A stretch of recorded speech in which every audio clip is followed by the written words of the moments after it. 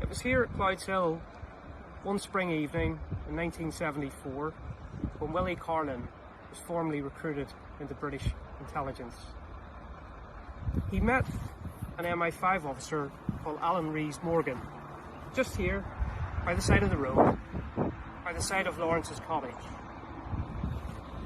where he was formally asked if he would return to his native Derry and spy on the IRA. The significance of this place and Willie Carlin's recruitment into British intelligence as an agent of influence is one of the best kept secrets of the Northern Ireland Troubles. For the first time, you can read about Willie Carlin's journey from Clouds Hill back to Derry and the 11 years that he spent inside the Provisional Republican movement as an agent of influence. You can find all of that detail in this book, Agents of Influence by me, Aaron Edwards. In the month of May, in the year 81, Irish history was made, but not with a gun. Two young Irish men who never really met died peacefully, and the world was upset. Their demands were condemned every single day by those who didn't understand, and by others who would say they didn't have to die, they had the right to choose.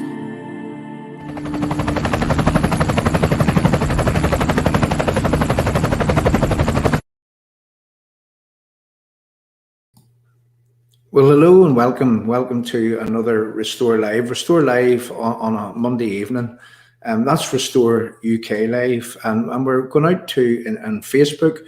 We're also going to Forgotten Voices Media this evening on Facebook, also on YouTube. So we've got a good night lined up for you. You may have seen the trailer there. A book that has just been launched, and it's called Agents of Influence. And it's been written by a man called Aaron Edwards, and Aaron he's agreed to come on this evening and to talk to us with reference the book in general. Now, I know that he'll not be giving too much away because he wants you to buy the book, is the truth. We'll try to get as much out of him as possible, as humanly possible, in a way that it would still leave the book interesting for you to go and buy. And to go and read all about. And you know, the things that we talk about here at Restore and also on Forgotten Voices Media, this book is you know, it's a proper fit for the things that we talk about, because within this book it will show you, you know, it'll help you understand some of the things that goes on in the background. And some of the reasons why that we as British Unionists here in the United Kingdom, why we are right here today in 2021, why we are second-class citizens in this part of the United Kingdom, that's Northern Ireland. You could be forgiven for thinking that maybe the British government want rid of us. Maybe our own politicians, do they actually know what the end game is?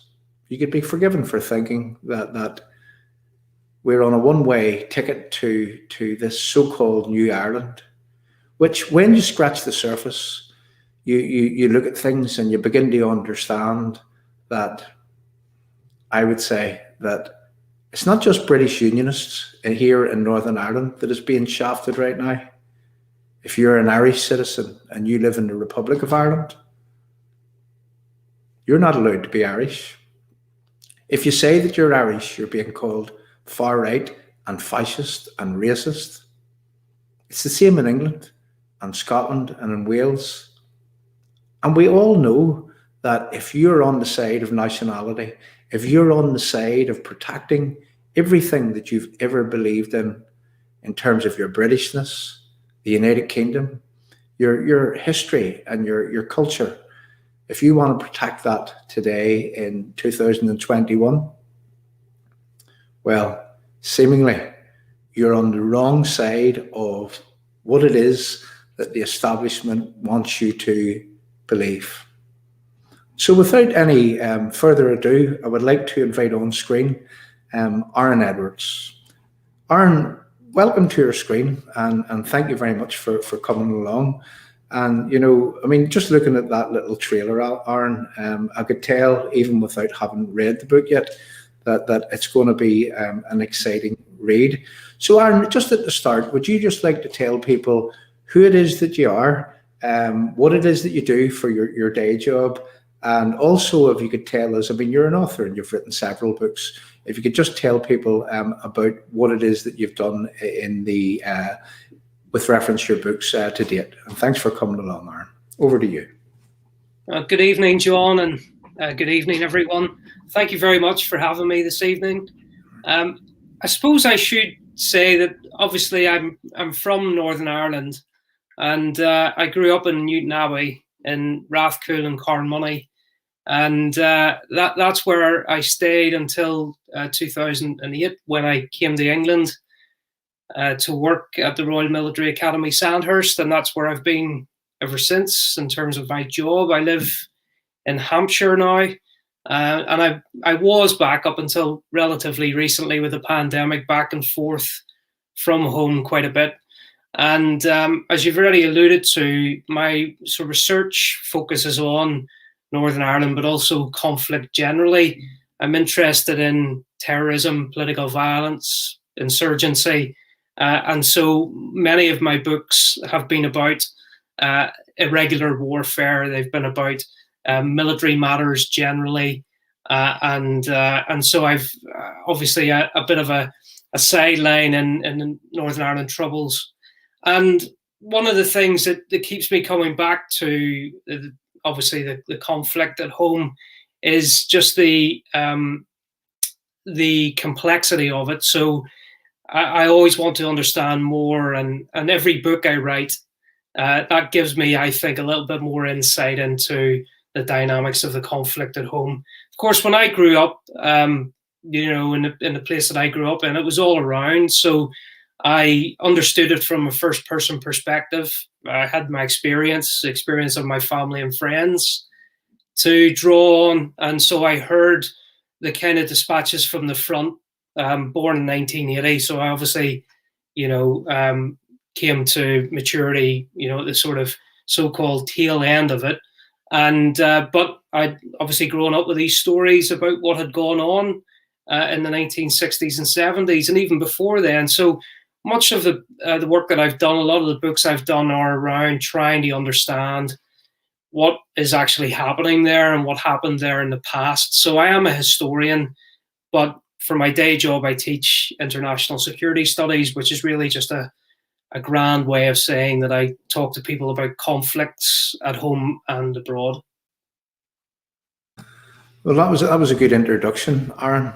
And in the introduction trailer that we actually played there at the start, and look, I'll tell you what I'm going to do. The numbers has went from quite a bit there since you've come on.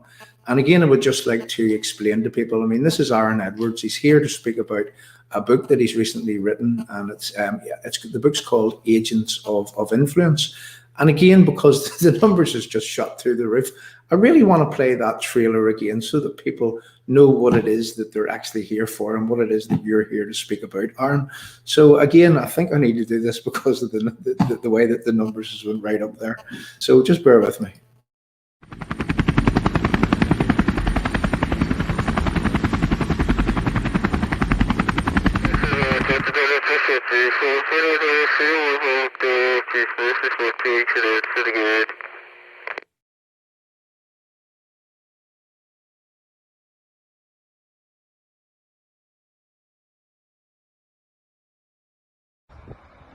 It was here at Clouds Hill one spring evening in 1974 when Willie Carlin was formally recruited into British intelligence.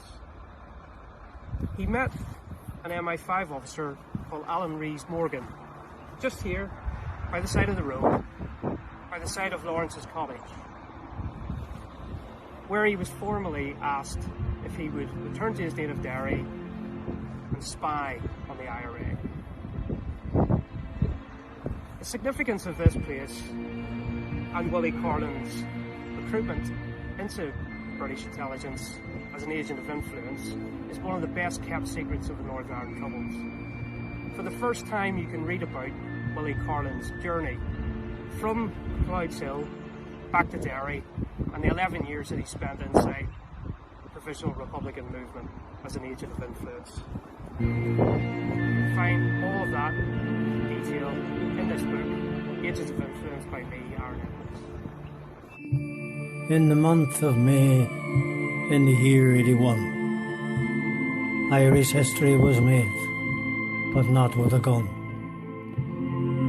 Two young Irishmen who never really met died peacefully, and the world was upset. Their demands were condemned every single day by those who didn't understand, and by others who would say they didn't have to die, they had the right to choose.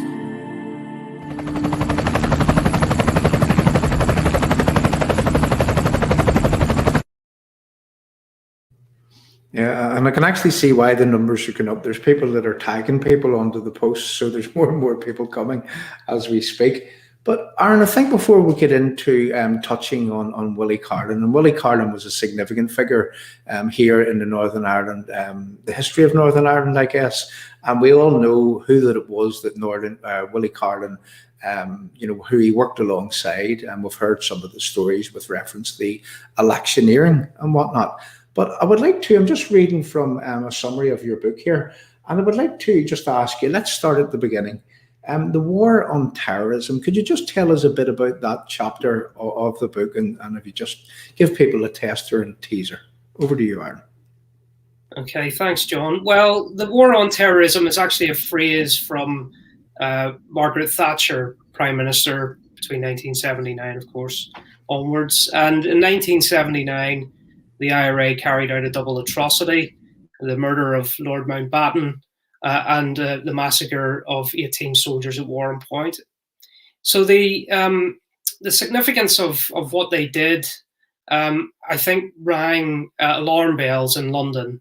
And Mrs. Thatcher, who up until that point, I think, had been fairly tied up with other matters, suddenly then zeroed in on the Northern Ireland problem. That's not to say she wasn't interested in it, not at all. In fact, her very close friend, Erin Neve, had been murdered just before that time. And so it was very personal for her. But she did then become absolutely convinced that the only way of bringing about the end of violence was with a much more muscular security response. But she, I think, is often discredited a lot by her critics for focusing mainly on security, and it's evident in her memoirs that indeed she had that passion and interest. But actually, what she wanted to do was to ensure that people work together to combat terrorism. Not just in terms of the British security forces, but also in terms of the UK and the Republic of Ireland. She wanted the Republic of Ireland to really take more of an ownership over this problem. And the border, of course, was an issue. So the book itself begins with that with those attacks in August 1979, and really Mrs. Thatcher then being briefed, and in fact going the extra mile herself to ensure that a robust security response was put in there, and that a war against terrorism was launched. And Aaron, I mean, the trailer really highlighted Willie Carlin, and we do know that he was a very significant figure. I mean, is the book solely about what it was that Willie Carlin done here, or are there other people which gets mentioned in the book? No, the book's certainly not just about Willie Carlin. It's about the system that was erected, that was built, and that was then unleashed against the IRA. So Willie Carlin is significantly as important. He is one of an untold number of agents, the unsung heroes, as they're sometimes referred to, the two-legged agents, as former members of the RUC refer to them, human intelligence sources, as the military community would know them. And they were at the very pinnacle of this network attack against the IRA. But below that, at the very base and the foundational level of this intelligence pyramid, were the uniformed security forces, the police and the army. And so, what the book tries to do is to explain this, where the two-legged agents really were an elite in terms of gathering human intelligence, but they weren't by any means the only the only people involved. This war against terrorism brought in thousands of people, tens of thousands of people, and in fact, that the book tries to do justice to some of the stories. I mean, you can only write so much in 300 pages, but it tries to do justice to the team effort, if you like. So it's as much about Mrs. Thatcher's leadership and the kind of courage that agents like Willie Carlin demonstrated, but it's also about the team effort, really, from those security forces on the ground, and various people who have entered into the kind of the unofficial history books, through word of mouth, that the security forces, those veterans, that they share. So some of the names that I hope readers, certainly when they buy the book, will encounter, they will be familiar with. Some of them are very well-known police officers, but have been written out of the history books. So this is an attempt to write them back in. And Aaron, do you mind me asking, I mean, where was it that you got the intelligence that where did you collect the information from the book? I did read the introduction, and, from old intelligence files, through speaking to these agents yourself. Would you just like to tell listeners a wee bit about that, please? Yeah, sure. So my last book on the UVF relied probably disproportionately on talking to people and interviews, and a lot of off-the-record interviews. And so I felt that with this project, because of the availability of a lot of archival material, paperwork, that it was right to really concentrate on that. Now, this kind of effort that I put in takes years. And in fact, the idea for the book, I can talk more about that later if you like. The idea has certainly, it's been in a long gestation over several years, but the immediately in 2017 and 18, I started to make these Freedom of Information requests, and they take quite a long time. So it's a long and boring process, but it involves trying to pinpoint with some degree of guesswork and some degree of accuracy where these intelligence files may be held. Luckily, we have in a liberal democracy transparency. We have the Freedom of Information Act that we can use as researchers to try and uncover some of this paperwork that we can guess exists. And of course, government departments have a statutory obligation to respond to those. So I've been using FOI for quite a number of years. And so I just turned my attention to this particular project. And so I was able to get a lot of declassified intelligence, what they call intelligence product, from that. And I think that really that it confirms to me that we are in a very fortunate position as historians in this kind of society. You certainly wouldn't get that in places like Russia. There is no glasnost happening there, especially if you're saying anything about the secret history of Russian intelligence. But in the UK, of course, that paperwork is tightly controlled, but it's also declassified and pushed into the public realm. So I'm really just a midwife to this process as a historian working on the Northern Ireland conflict. And Aaron, I mean, Willie Carlin, let's go back to Willie Carlin here. And there'll be a lot of people on the screen that will have already heard the name Willie Carlin. I'm sure that some people may have even seen Willie Carlin. I mean, Willie Carlin is a figure which has spoken about the things that he was involved in. I mean, this is no secret. He's been on the BBC speaking about this. But for those that haven't actually or don't understand who Willie Carlin is, would you just like to give us a snapshot of the man? Sure. So I'd heard of Willie Carlin many years ago. Journalist Liam Clark had first reported on Willie Carlin's story in around about 2000, 2001, so just before 9/11. And so he disappeared back into, wherever he had been, the shadows, and no one had heard from him again. He did occasionally comment for those journalists who had sort of tracked him down.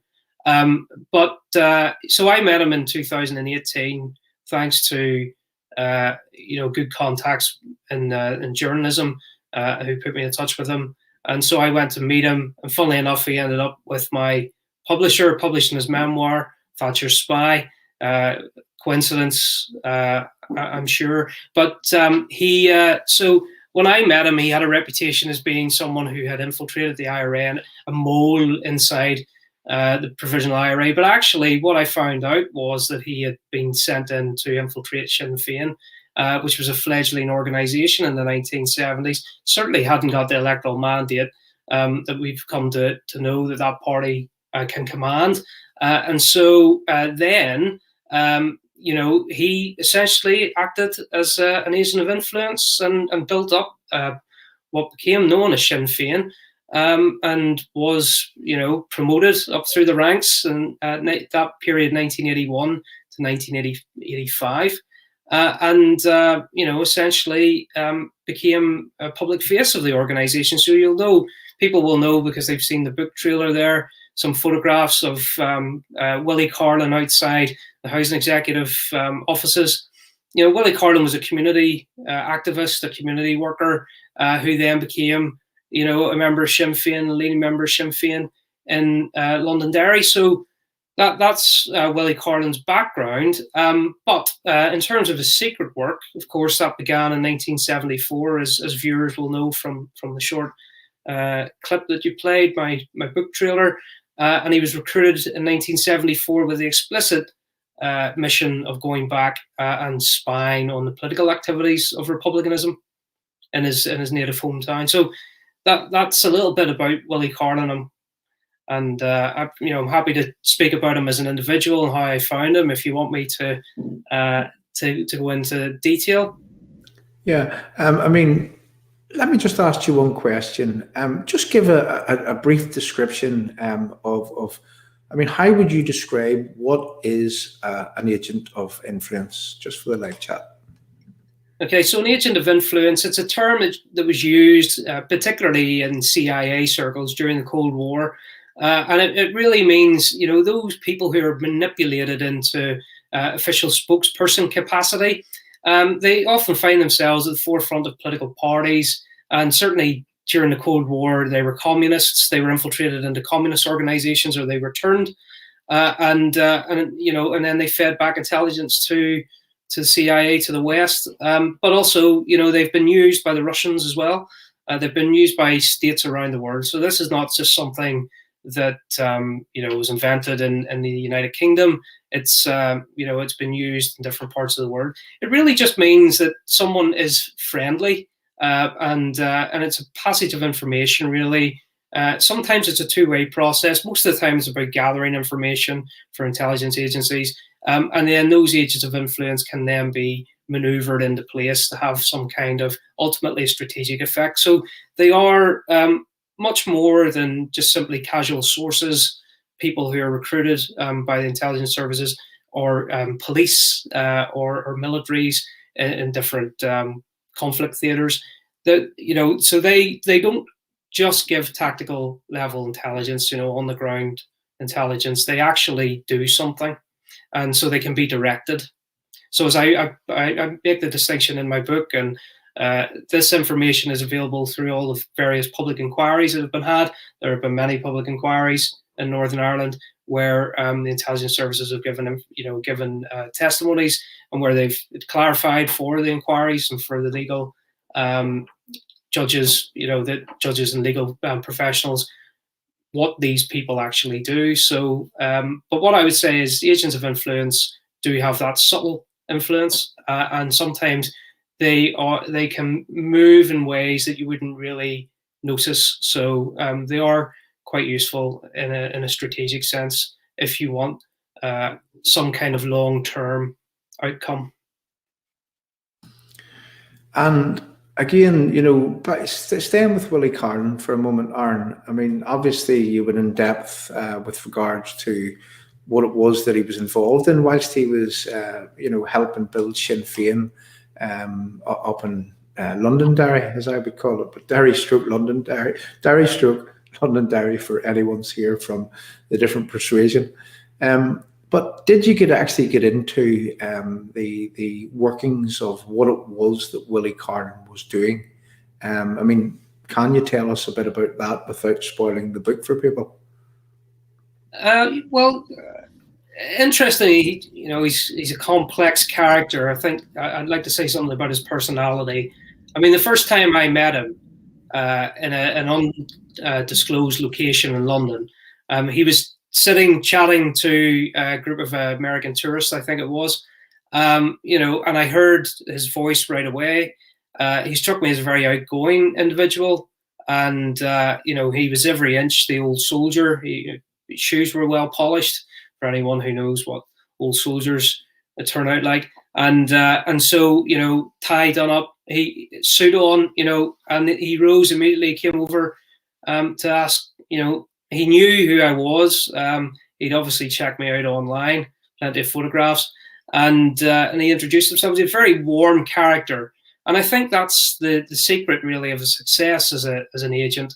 He got people to talk, and ultimately, he also has an amazing memory, and he remembered all of the details. So actually, in terms of his tradecraft, simply talking to people, having them talk back, and then telling the Sanders what they were saying. So he was an invaluable asset for British intelligence. And as people who have read his memoirs, Thatcher's Spy, will know, he spent an awful long time doing that, up until his position was compromised, and he was exfiltrated in 1985. So he, in terms of his tradecraft, I mean, I asked him about this, and people will see this in the book, where I asked him about what sort of training he had, because it was my impression, having watched a number of James Bond movies and certainly read Ian Fleming books, that they must have had some training.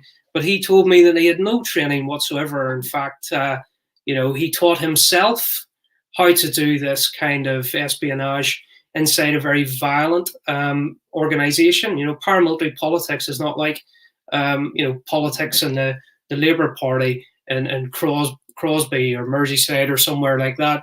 This is although that they can be quite militant, this is certainly not the home counties we're talking about. It's a very dangerous place, and one slip up and he could have found himself in, as he said himself to me and in his memoir, with a bullet in the back of the head up a lonely country lane.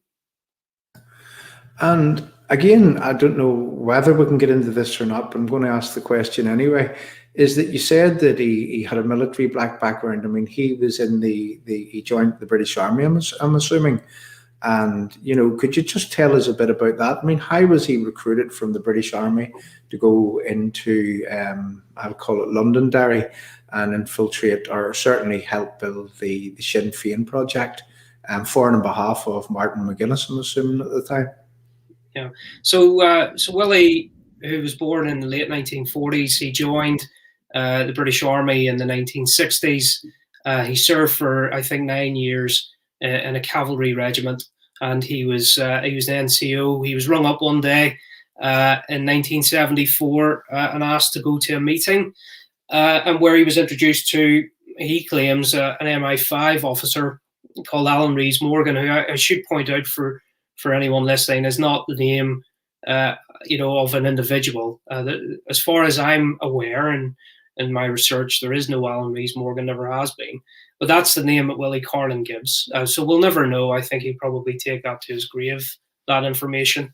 And I should say, the more I've got to know him over the past few years, I think it's an unspoken rule that he will only go so far in what he is prepared to disclose. And most of it's in Thatcher's Spy. But certainly he was a British soldier, and he was serving at Bovington in Dorset. And a few weeks ago, I had the opportunity, with restrictions lifted here, to nip down and see the exact site where he was recruited.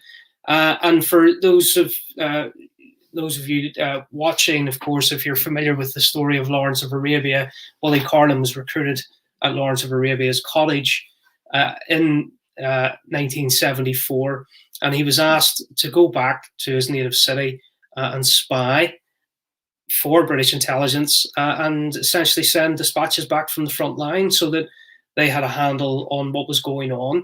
The history books are already replete with a lot of stories of senior British intelligence officers like Frank Steele and others meeting with provisionals in Londonderry and other places. So I mean, this is no secret. This is really just the what's going on behind the scenes. And so he had to build up that knowledge through family ties. And really at the center of his story and some of the other agents of influence is this idea of betrayal. I mean, it's a very difficult thing for people to betray a political cause or ideology, but when you're betraying your own family, which is what Willie Carlin did, literally his family, I think that certainly that's something that you would not see in the history books, and it's very, very rare for that to be spoken of, given the consequences that can bring, especially in somewhere like Northern Ireland. Yeah. And, I'm going to quote you something that I read one time, and this will lead into moving on, as they would say. But the head of naval intelligence, just after the 1994 ceasefires from the IRA, he said that we had them on the ropes. We had them infiltrated everywhere. Why did we let them off the ropes? And I can remember reading that piece in the newspaper. And I guess this is what he's talking about. He's talking about people like Willie Carlin. And again, Aaron, this may be or may not be something that you can discuss, but again, for the live chat, is that, Willie Carlin was involved in building the Sinn Féin machine in Londonderry for and on behalf of Martin McGuinness and Martin McGuinness's conglomerate. And he goes into great depth with reference how that they were manipulating even how it was that the vote was taking place.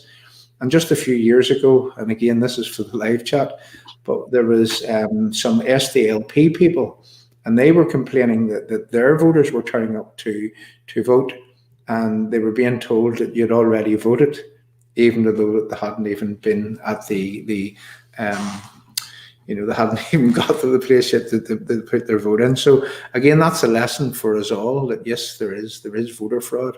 And no doubt if you buy Aaron's book, I'm sure that it touches on that, Aaron. Is that right? Yeah? Yes, it does. There has been a lot of research done by academics on this in recent years. This is no longer a secret.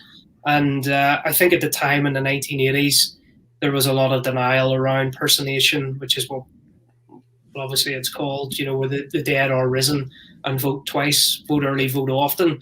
And, the old saying goes.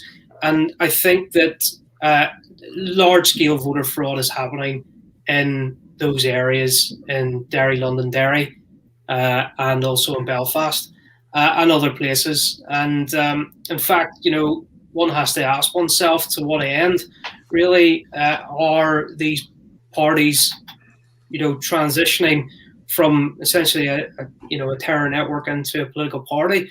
To what extent is that actually, are they doing that as a free agent? And I think certainly there is debate about this. So I wouldn't, it would not be right of me to say that everyone agrees there's a consensus over this, but certainly there's lots of information out there now. People can make up their own minds.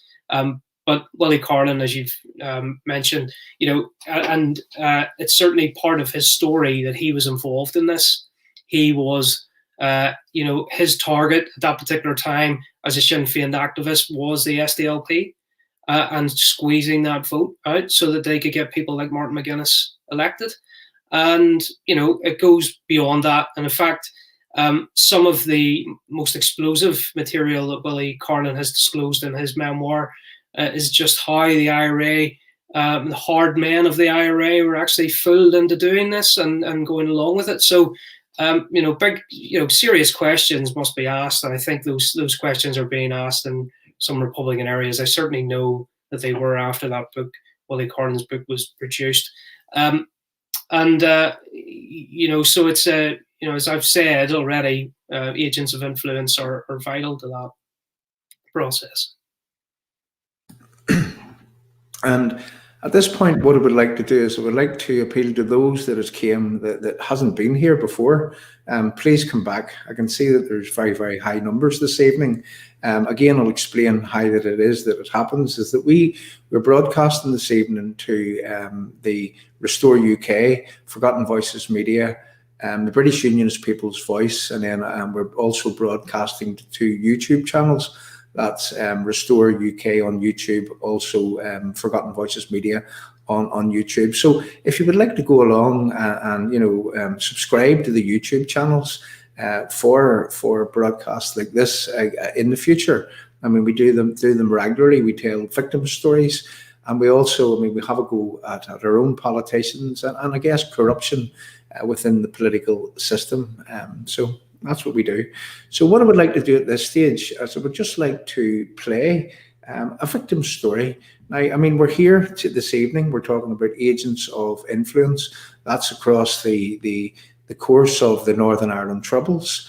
And I would just like at this point for you to listen to some of the things that would have happened over the course of those Troubles. And I would just like you to listen to Shane Lavery talk about the day that he learned that his brother was killed by the IRA. Robert, being Robert, he was a person who liked to help people. He was a kind soul, and he decided he was going to leave Monsanto and go into the RUC. So Robert went off in 1972, and Robert trained in Enniskillen, then was stationed in Glenravel Street in North Belfast.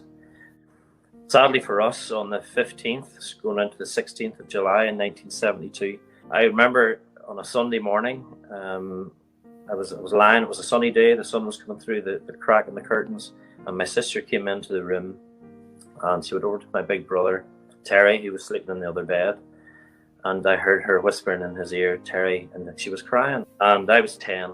As soon as I heard the words, it's Robert, he's been shot, it was awful.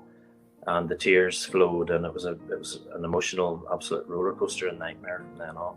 It was an incident was phoned in on a forecourt of a garage. There had been some sort of a break-in, or alarm had gone off, and they needed the police to visit. Now, if you think about that one thing on its own, those guys were going out not to visit any harm in anybody. They were going out to help people in a nationalist area, and Robert volunteered. He was off duty. He volunteered to get into that police car, and he was in the back seat. So they went to the place where the alleged incident had happened, and there was an ambush set up there. And when Robert's patrol car came past, they opened up, and Robert was sitting in the middle of the back seat, and he was shot. He went unconscious, and he didn't regain consciousness, and that was it. He passed away. As a 10-year-old in the town, I can remember shortly after the incident happened, we had to get extra security on our house because some people took it upon themselves to come and shout obscenities. It wasn't easy for a 10-year-old to look at that and to, just get on with things. I suppose my life took a different direction at that time, but because of the way my mum was affected by Robert's murder, she wouldn't countenance me going to either of the schools like Dalriada or Corey Ninst, which meant a bus journey. She had already lost a son, and she was so fearful that she was going to potentially lose another. Those things had a huge impact. It changed the way our dynamic was, and certainly it changed my mum's life forever. She never got over it. However, what it didn't do, it didn't encourage her to encourage us any feeling that we should go out and do the same on our neighbours in the nationalist community. It makes me very, very sad whenever I see things like the funeral that we see on TV just yesterday, and I see young people who didn't live through the Troubles, young guys who are walking side by side at a coffin of a man who's in his 60s, the old brigade now. And those young men are being indoctrinated with this warped vision. So a question I would ask is why is it always pushed into the minds of these young people to continue on with the previous heroes have left off. Heroes I use in inverted commas.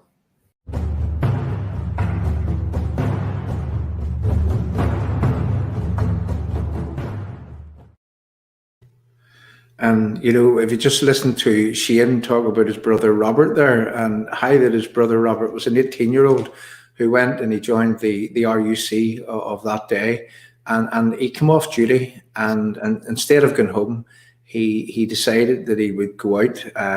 It was a call made to help someone in a nationalist, in a Republican area. And whilst that young man offered himself, even though that he was off duty, to go out and help a nationalist, it was what he thought. He lost his life, and say that was a totally innocent man who had chosen a career path in the then RUC, and that made him a target, I guess, for the IRA. And, you know, it would be silly of me right now not to take an opportunity to talk about just slightly what's going on in our country right now, and whereby that we again seen violence visited to our streets just last week here in Northern Ireland. And over the weekend, the world's press, they ascended upon Northern Ireland like never before, you know, reminiscent of the old days, I guess.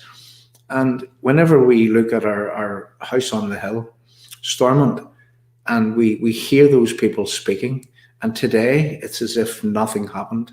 It's as if they're moving on. And didn't I hear Arlene Foster say today that we'll take opportunity, and in this new spirit of where we're going to embrace each other, let's move on.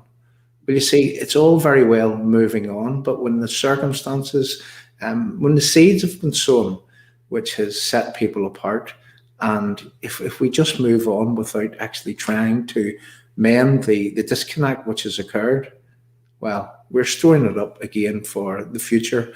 And again, what you'll have seen Shane talking about there is that, you know, he talks about those young people that were walking alongside a coffin of a man in his 60s. And some of those young lads, if you had looked at that, they were probably, you know, 15, 16 years of age. They weren't even born whenever the real conflict had occurred in this country. And yet here they are being indoctrinated into a way of life which serves no one any good. So again, I appeal to the politicians that would be watching here, anyone with influence, that we must not move on. We must not move on without trying to, you know, let's not implement a quick fix. Let's try to find some sort of lasting solution to the problem that has happened here in Northern Ireland and has seen so many people actually lose their lives. I mean, there's a huge gap between quick fix and lasting solution. And I would say to bridge that gap is where ultimate success can be found. Do they want to bridge that gap? That's the real question. Aaron, I noticed there in the chapters that you've written, there was a chapter there, and it was called, it talked about the ballot box and the Armalite and the ballot box strategy. Could you tell us a bit about that chapter, please? Yes, so that chapter really takes the statement made by Danny Morrison, Sinn Féin Director of Publicity, and explores what that actually means and what that meant on the ground. And what you see is a lot of conflict between those in the IRA, the so-called army, and those in the political party, where, you know, they it was described to me by a former member of the Provisional IRA as conjoined twins at best.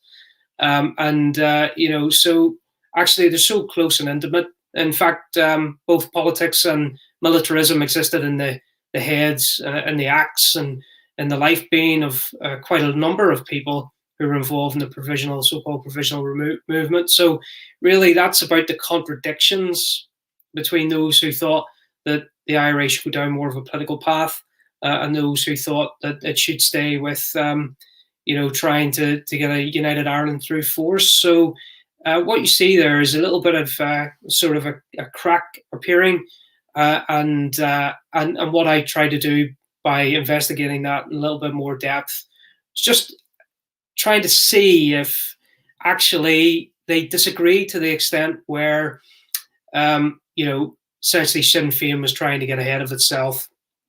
And I discovered evidence, pretty explosive actually, of that actually being the case, and where members of the IRA were totally against going down that political path, wanted to continue that so-called armed struggle for as long as they could. And, you know, we must remember, I mean, the figure of Martin McGuinness really haunts this book of mine. You know, there was no greater threat to the security of the United Kingdom than Martin McGuinness, particularly, you know, in the 1980s and into the 1990s. You know, he was at the very top of that organization, and in his own head, he had these conflicting views on where the armed struggle should go, their armed struggle. So he's quoted in the media just about every program that's ever made about the Troubles, talking about the cutting edge of the IRA, but actually behind the scenes, the reason why he wasn't entirely bought into the Sinn Féin project was because he was nervous. He was nervous about what that would mean in terms of running down the armed struggle. He was nervous about himself. Could he carry himself as a politician? You know, so actually, you know, resolving this bulletin ballot box and was something that he had to do in his own mind. And that's really where it gets very intriguing. There are lots of webs of intrigue about splits within the Army Council, the IRA Army Council. You will find when you read my book. And so it was by no means assured that the IRA would go down that path, because, you know, we now know that they disagreed with the hunger strikes to begin with. Then they let their men die, man after man after man. And then that was used for some, you know, quite interesting political ends. And so that's really the birth of what we now know as Sinn Féin, I think, in that early to mid 1980s period. And so that's covered in that chapter. And just again, I'm looking through the chapters here, and there's some interesting titles to the chapters, but this one has grabbed me, Aaron, and I would like you again to maybe tell us a little bit about this one. But you talk about fools handling fools. What was it that you meant with that? Well, that's a quote from Anthony McIntyre, who, of course, needs no introduction, really. He, a former member of the Provisional IRA, when I asked him about the involvement of agents within the IRA, of course, he was in prison for quite a long time, 18 years. And so he saw things from the point of view of, you know, someone who had lots of time to reflect on his, you know, experience of the IRA, to talk to people. When he came out, of course, he continued to, you know, have those friendships with people. And his view, he's been very, very public for 20 years or more, talking about, you know, the infiltration of the IRA. A lot of what he concluded was that some of the people who had been recruited were probably of no intelligence value whatsoever, that they were simply fools. And what he also talked about were some of those people, he's referred to them disparagingly, and I do make reference to this in the book, as mess hall braggers, but I've met a number of them. I can talk about them, but essentially what he's getting at is Walter Mitty's, what we would call a Walter Mitty. And interestingly, if you look at Willie Carlin's story, Michael Bettany is his handler, an MI5 officer, completely disgraced, who tried to pass secrets to the Soviets. He was a complete and utter Walter Mitty. He was a fool. I think he fits that caricature nicely. But Willie Carlin was by no means a fool. Willie Carlin tried to get the better of him, and it was Willie Carlin who was retired as an agent until he was then reactivated, or he reactivated himself in 1981. Bettany had been moved on, but it was Bettany who betrayed Carlin, because Bettany was imprisoned for breaching the Official Secrets Act, passing British intelligence, secret information to the Soviets, and then he also betrayed Willie Carlin and others to the IRA. So, that kind of idea of a fool, I think, just means someone who has perhaps delusions of grandeur, as we'd say, in Belfast, you know, the man in the big picture. And really, that's another aspect of the book that people will see when they read that. Not all of these intelligence officers are like James Bond. In fact, you know, some of them are very ordinary people with very ordinary frailties. Unfortunately, that's the sort of game that they're playing. And betrayal is a very human, thing to do. And so this fools handling fools is an observation made in the context of the early 1990s, when we know that you know, a lot of those agents that are mentioned on the back cover of my book are then outed and resettled. And Aaron, I mean, there is, just speaking about the other agents that was mentioned on the back cover of the book, I mean, there was one prominent one, and it was a name called Scappaticci. And there was also another man that was mentioned again on the back cover. And would you just like to give us a snapshot of what it is that you go into in the book with reference Scappaticci and that other man, Magee, that was spoken of on the back cover? Over to you, Aaron. I think that people will be shocked, actually, by some of the revelations in the book. And although I don't cover the story of Freddie Scappaticci in any great depth, because I do cover the period from 1979 to 1997, and I'm trying to explain this intelligence attack against the IRA. He's no doubt, he becomes an important figure, and people will know that it's been alleged that he is this agent STAKEKNIFE, that he was outed and then taken away from Northern Ireland in 2003. I think that he was officially he was outed as a former source. But actually, some of the other people that are mentioned in the book, like John Joe Magee, for example, was Freddie Scappaticci's boss within IRA counterintelligence, also known as the Nutting Squad, a very vicious Gestapo-like police that the IRA had that carried out internal discipline and murdered an awful lot of people. People, in fact, who were not sources at all. So, but of course, the revelations in the book are that, according to Brendan Hughes, who was a very prominent, well-known member of the Provisional IRA and a very dedicated IRA man, he suspected that J.J. Magee was an agent, or at least a source for someone. But before he could prove it, he was promoted and onto the IRA Army Council. So, you know, there are lots of, webs of intrigue, as I've said in the book. I don't want to give too much away because I want people to read it. But certainly that should give people a little bit more of an insight into, John Joe Magee. He died in 1994. He is very rarely featured in anything other than an Ed Maloney book, or he's mentioned certainly by journalists. Henry MacDonald covered the case 20 years ago and for The Guardian. And so I think that there are serious questions that need to be asked about, who this person was, why he was in such a prominent position within the IRA when there were, was a veil of suspicion around him.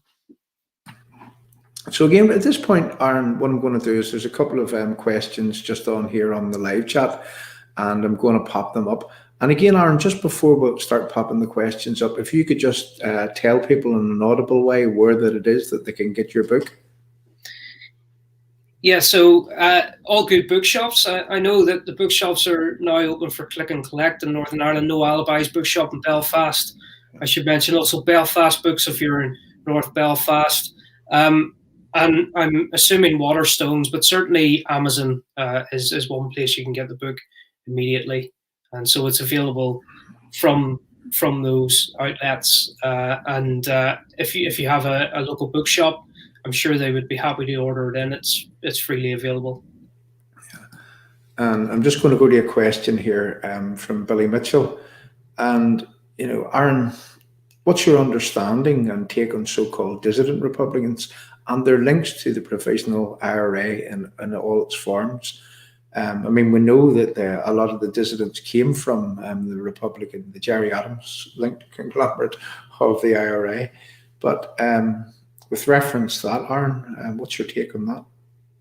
Well, we know that there were various splits within the IRA. The provisional IRA itself was born out of a split. So there's a split in 1986, giving birth to the continuity IRA, and then, of course, in 1997 with the real IRA. There are so many different IRAs and splinter groups, it's difficult to get a handle on who belongs to what group. I personally used to see this through the lens of hierarchies. So there must be an army council in each of these organizations. There must be someone who presides over it, who has an assigned role, and they have several hundred members. But I think in reality, actually, the truth is that some of these people are just gangs, and if they have access to weaponry, the gang becomes a bit more muscular, and they can set up shop in various towns, even villages across Northern Ireland and the Republic of Ireland. So I think there's a lot of free floating between groups. I think that, yes, I mean, the conventional wisdom and the narrative is that disgruntled members of the provisional IRA simply left and went to these other organizations. I don't know. I think because the assessment given by the PSNI and MI5 in 2015 on paramilitary groups, I just see all of these groups actually as part and parcel of the same violent and toxic ideology, and especially if they're armed. Because one of the saddest things for me, John, was actually when I started to write this book. My last book came out in 2017, and one of my friends was at the launch, and she said to me, "What are you doing next?" And I said, "Well, I'm probably going to do this book on, the security forces, the infiltration of the IRA." And she encouraged me a lot. And as I got the project underway, I talked to her, every other night almost about this project. And little did I know that in April 2019, she'd been murdered by these death squads herself. That was Lyra Magee.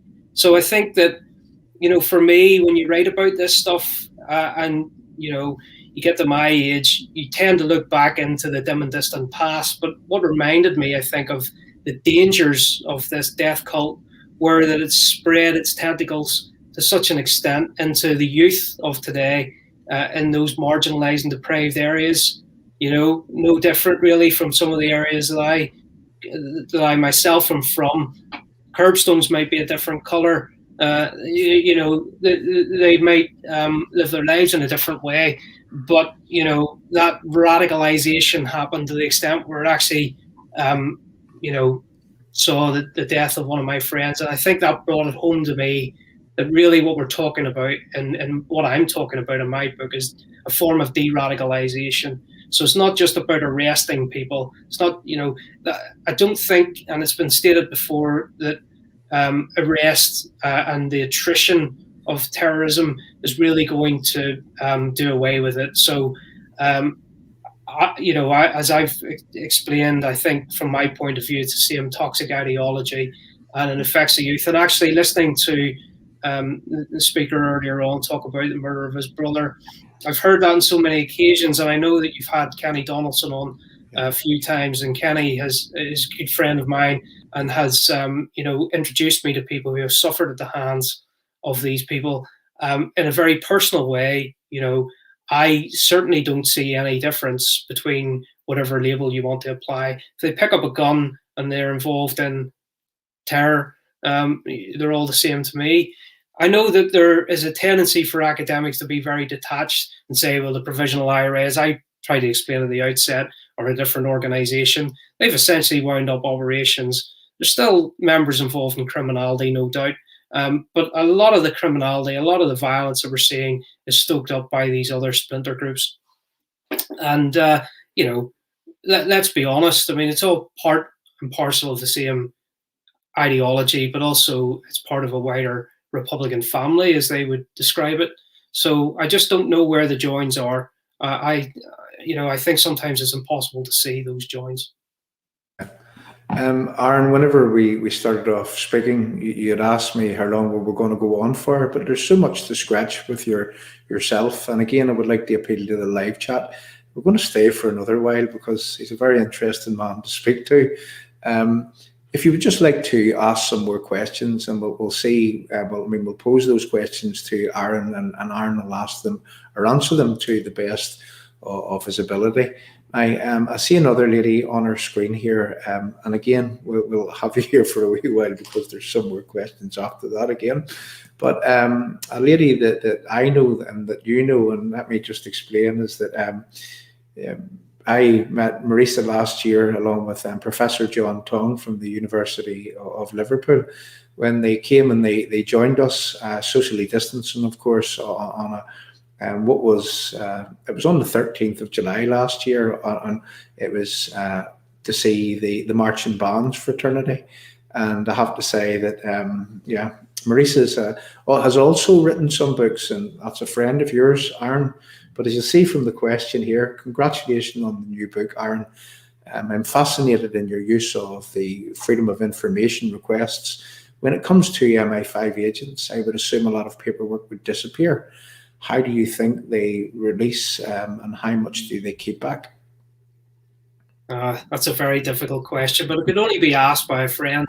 So, yes, I mean, I'm only getting a partial view. I don't claim to know everything, the ins and outs. I mean, one thing I should explain is that people, especially investigative journalists, who may be critical, say, of me or of what I do for my day job, think that I have in some ways a golden ticket to see information no one else can see. That's simply not the case. In fact, I'm an independent academic, actually, and in all of this I speak only for myself.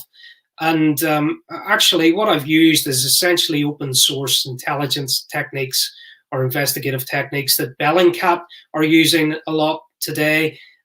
So apart from FOIs, I do speak to people and get little tidbits and try and put it all together, because the information that is released in the public domain is very highly controlled. It's called controlled dissemination. And in fact, we know that in the archives, there's been so many, TV programs, radio shows, and books and articles written about this. That we only see a small fraction of it. And I think that first thing I should say, I mean, you'll never find a list of agents and who they are. I've got into some quite interesting exchanges with academic friends who are working in the area of intelligence studies. I don't claim to be working in that specialist area, but they tell me that with peace and reconciliation in Northern Ireland, I remember a few years ago at a conference, someone saying, sure, we will have access to all that information. I don't think that'll ever see the light of day. Just to let you and your viewers know, like, my position on this is, if we can't get access to those lists that must exist for the Anglo-Irish War of Independence, of that early period, say, 100 years ago, of even the Stormont government between 1921 and 1972, we certainly aren't going to get it for the post-1969 period. It just won't happen. And but there are a lot of jigsaw pieces out there, and I think people will put that jigsaw puzzle together themselves. So that's just a little preliminary. The other thing I suppose I should say on the information that's released into the public domain, we have to read between the lines. And I don't want to come across as someone who's looking for, smoking guns. In fact, I've looked at thousands and thousands of documents. In fact, even during the pandemic at the National Archives, where I've gone over there, sort of risked my neck with a pandemic and driven up there and gone through these. I'm always disappointed, actually, in some visits that you don't find anything. And so there's always a chance that there won't be anything of value in there. And I'd say the vast majority of stuff that I see is of no intelligence value, or, it wouldn't be of any use to anyone today. Having said that, it's quite interesting that in the documents that I've had released under the FOI, that there are names in there of people who are suspected of becoming, being involved in IRA activities. But those names, I couldn't possibly, talk about those. This stuff's freely available. People will see the book, they'll see the references, they can go and look at these things themselves. It's interesting that some names are still there, but others are not. So again, I've had this conversation with a broad range of people, both historians and just generally people from all of the political spectrum in Northern Ireland. And almost always people say to me, you should be very careful about what you may be directed towards. So I'm glad that Marisa has raised that question. I am trying to be responsible, but at the same time, people will want to know some of the information. And certainly, I don't want to give too much away, but there are some chapters there that do name people, and they are in official British government documents. So, you'll have to buy the book and find out who they are.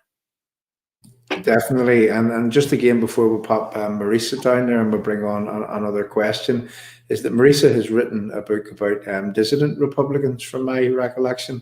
And maybe, Marisa, you would like to at some point come on and we can discuss your book in the same way that we've discussed ours this evening. I mean, that would be a very interesting thing for our live chat, just to try to get an inside knowledge and an understanding of what it is that's happening on the so-called other side of the fence. So I'm looking through a lot of the questions there, and again, with no disrespect to the people, there's a lot of those questions that we can't actually pop up because they're speculation and they make it, us in trouble, so to speak. But here's one here, and I think that we've already touched on this, and I can pop this up. Were the provisional IRA close to being defeated during the 1990s, and was the peace process an unnecessary surrender to the IRA? And again, I had just quoted there, Benedict, that the head of naval intelligence, I mean, he had written in depth about this, and he had says that we had the IRA on the ropes, we had informers everywhere. Why was it that we let them off the ropes? Could you just touch on that one, Aaron? Yes. So again, this is it seems like a very straightforward question, and I don't want to give a straightforward answer because it is something that is very emotive. I understand that, and with people who write about this, and we know when we read newspapers and we read some of the books that are out there, that they can be very passionate about it themselves, and some people can be very detached from it. I think that these sorts of questions, it's very interesting that now we ask them after all these years.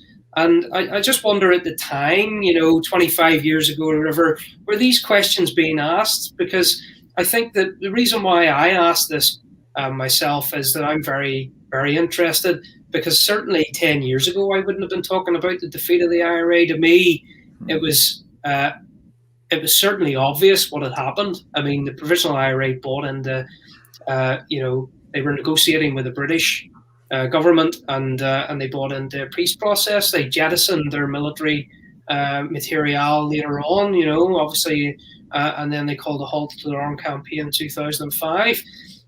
I mean, you can either say they were defeated or they weren't.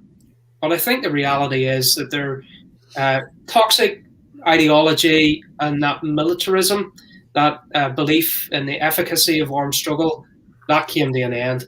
Whether they had that discussion themselves within their ranks or whether they were brought to that conclusion by the security forces, I suspect it would probably, I'd have to say that it was a bit of both.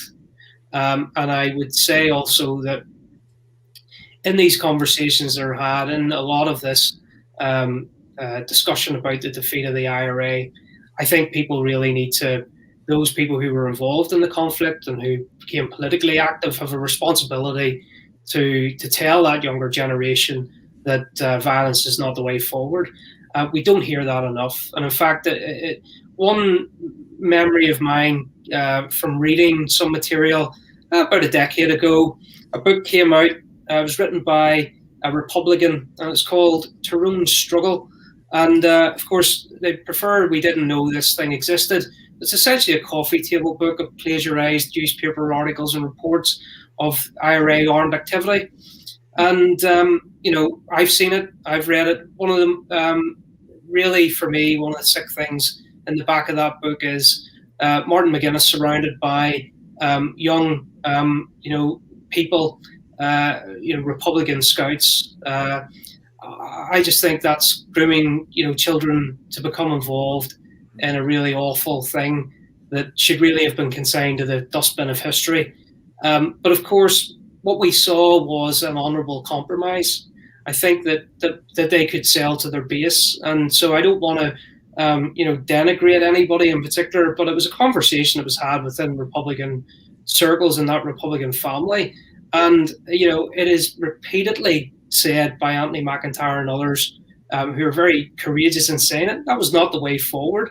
It was futile. It did not achieve the objectives that it had set for itself. So therefore, as a military theorist, as a strategic theorist myself, they were defeated. They certainly did not succeed. So they didn't win. So therefore, defeat is the only conclusion that I can come to. Okay.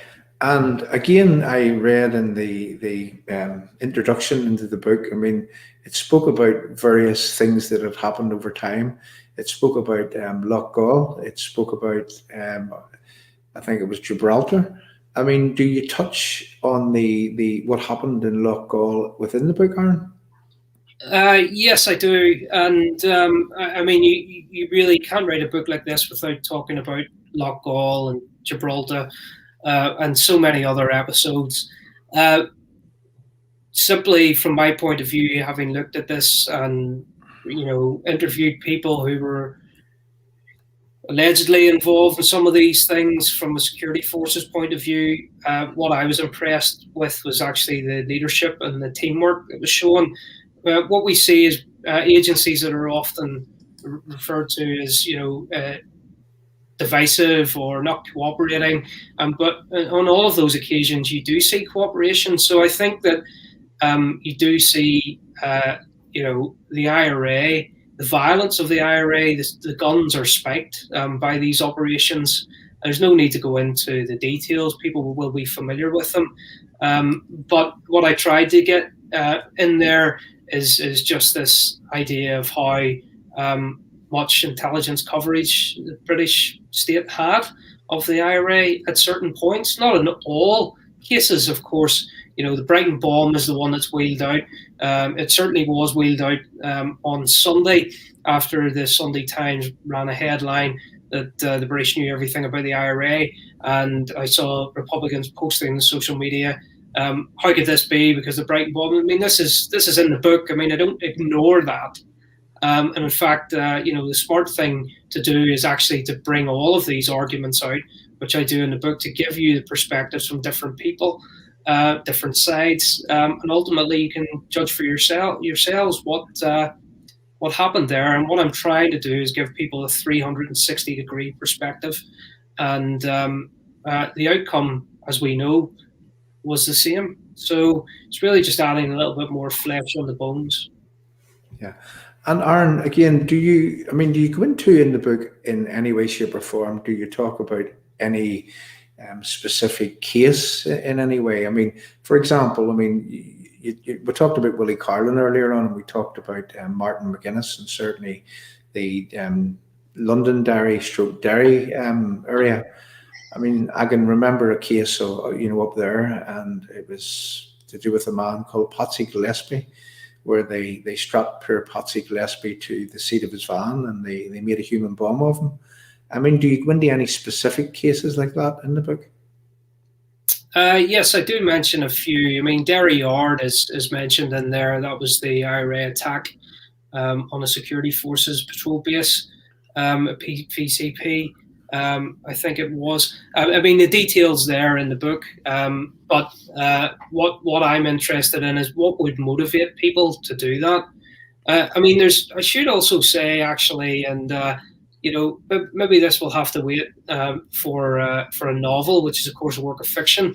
But there's a lot of things I didn't put in the book simply because I didn't have the space. But I mean, some of the people that engaged in murders, you know, these were serial killers. I mean, they had to be stopped. They were murdering families. They were, blowing them up on the side of the road. Absolutely, you know, for anyone with an ounce of humanity, you would think that is a difficult thing to even read about, you know, and it was, and you know, and then they're attacking patrol bases and so on, and murdering soldiers. It's all in there. I mean, there are specific cases. The case of Patsy Gillespie is a war crime, and you know, it would be considered a war crime if Northern Ireland, the Northern Ireland conflict, was considered a non-international armed conflict. And the people who perpetrated that act, not just the people who strapped them in, who constructed the bomb, but who ordered it, they would be in The Hague. And, you know, that is something that has always, I think, haunted people like Martin McGuinness when he was alive, and Sinn Féin leaders today. Can't be explained away. And, you know, it's something terrible that happens in war. It was a deliberate act. But what I would say, I don't know if I go into that episode in great detail, but I can tell you that for my last book, I interviewed a former RUC detective who investigated that, and I won't share with you or your viewers the information that he told me about that, but he got very visibly emotional because of what he had to then do with the coroner after that incident. It's just awful. I mean, and a book I wrote in 2011 on Operation Banner, there's a picture of what that security forces post looked like, a PVCP it was, Coshquin, looked like after that attack, and we haven't seen that again since ISIS was unleashed on the people of Iraq and Syria. So these are episodes I think that historians do need to grapple with, and a lot of people shy away from covering this. So in the book, you have to see really the effects of terrorism, I think, to understand not just the psychology of the terrorists, which I'm trying to do, but also that, you know, team effort to try and stop them from doing what they were doing by the security forces. So I think that people will see a lot of detail in there in the book. Aaron, again, we've just a few minutes left, and again, like I guess, like everything, we would like to really summarize what it is that you've been speaking about. And again, I mean, Aaron's book, Agents of Influence, and how that it is that some people were used to steer the direction of paramilitary organizations here in Northern Ireland over the course of our troubles. And today in 2021, I mean, there are still agents of influence who move amongst us and who use particular ways in order to try to steer society on a road that others want them to go to. So again, for that reason, Aaron, you've been a very, very interesting man to speak to. Now, again, with reference to the summarizing of what it is that we've been speaking about, I'm just looking at the last chapter of the book here, and it's, you know, the title is A 3D War. And would you just like to tell us a little bit about that, please? And then you can say your goodbyes to the live chat, and also, again, another plug for the book in terms of where it is that people can get it. And I'll say that we will actually, I mean, we'll post links to buying the book on all of these platforms that we're broadcasting to this evening. So over to you, Aaron. Okay, thanks. So the final chapter in the book, A 3D War, the 3D war, the concept of a 3D war comes from a late friend of mine who died last year, sadly, Colonel David Benest, who was a parachute regiment officer who had fought gallantly in the Falklands, and had also deployed on multiple tours of Northern Ireland from 1973 in South Armagh to well into the early 2000s during Operation Banner. But in 1996, 97, he found himself in charge of soldiers down on the border. His soldiers were in charge of course, monitoring, surveilling the IRA. And he talked about how he had learned from his time in West Belfast in the late 1980s about how to grip the IRA, essentially where they had superior tactics that they could exploit, and also where they had the help of the RUC, who were providing them with intelligence and with some kind of a situational awareness. So the 3D war is not just about the army doing its thing on the ground, but also about how the police worked with them, and of course intelligence services, and really where the covert action and intelligence work complemented the Green Army on the ground. So really gives you a 360-degree perspective of what the security forces were doing. So in a way, the book starts in 1979, where there's a breakdown almost, and certainly between personalities in those different agencies, and where by 1997 everyone's working together and pulling in the same direction. So that should give you a little bit of an insight into the final chapter, which ends on a positive note. Yeah. And I mean, the book's doing very well, and I think you said the other day that it was already well up the book charts. Is that right? Would you just like to tell people, because I think that'll help attract people to it? Over to you, Aaron. Yeah, so it's a bestseller on Amazon in both history of Ireland and military history and espionage. So I couldn't have achieved that without people supporting me in the book. And of course, bookshops are starting to sell out. I know that Belfast Books in North Belfast, he's now out of stock. So, I do have a loyal following there from my own home turf.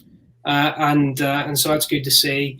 You can still order it on Amazon. You can go to the publisher's website. If you don't like giving money to Amazon, I've had a few people complain about Amazon, then please do go to your local bookshop and ask them to order it in. You can get it from a number of other places as well, through the internet, or indeed click and collect. Yeah. Aaron, thanks very much for coming along. It's been a very, very interesting chat. And as I say, our numbers have stayed really, really high. Aaron, don't go anywhere. I'm going to literally play us out with another victim's story. And, I think this victim's story is really, it's the proper one to play, let's just say, because this was from 1972. And it was to do with a time in our history which was known as the Cloddy bombings. And given that we spoke a lot about Martin McGuinness and also Willie Carlin and the operation up around in that area, I think it's only right that what we do is that we play a man called David Temple. David Temple talking about the Cloddy bombings and where that he lost his brother. And still today, and just look at David and listen to David and as he speaks, but he's fought all his life to try to get some sort of justice for what it was that happened to his brother. And to date, there doesn't seem to be any justice forthcoming. And that story we hear all too many times. Aaron, thank you very much for coming along. And to the live chat, if for those of you that want to hang on, if you give me 15 minutes, what I'm going to do is I want to come back and I want to also talk about, we'll close this screen and I'll come back on to Restore UK and also British Unionist People's Voice, and we're going to talk about what it is that's happening in our country today. We'll not be staying for long, we'll stay probably for a half hour, but I think it's only right, given that we kept Aaron for another half hour, that I go back and we do the right thing, the thing that we normally do on a Monday night. Aaron, thanks very much for coming along. As I say, don't go anywhere, and to the rest of the people, I'll see you, say, in 10 minutes at Restore UK and also at British Unionist People's Voice. Thanks very much, Aaron. Thanks, John. I lost my brother in Claudia in 1972, 31st of July. Claudia is one of the controversial killings in the Troubles. As you know yourself, 1972 was one of the worst years in the Troubles. And there was a priest involved in it. The Northern Ireland office, they tried to hide the priest, and they communicated with the Roman Catholic Church, the Irish government, to try and hide him, put him somewhere away, safe. There's nobody's come forward and said what part they played in this. This is why, at the present minute, some of the Claudia families are heading down a legal route, John, to get answers to these questions. That is why Claudia is so controversial, because it involves the Roman Catholic Church, the Northern Ireland office, and Martin McGuinness. Martin McGuinness was invited to meet the Claudia families. He never, ever turned up for it. We will never give up. My father died, John, 4 years after losing his son. My mother passed away there 3 years ago, never getting answers to her son's death. I hope this day, I pray, that I'll be able to see the end of this and get the answers for some of the Claudia families. The questions, John, you know this, would need to be answered. But I hope I live long enough, John, to get these answers. If I don't, I have another brother to take my place.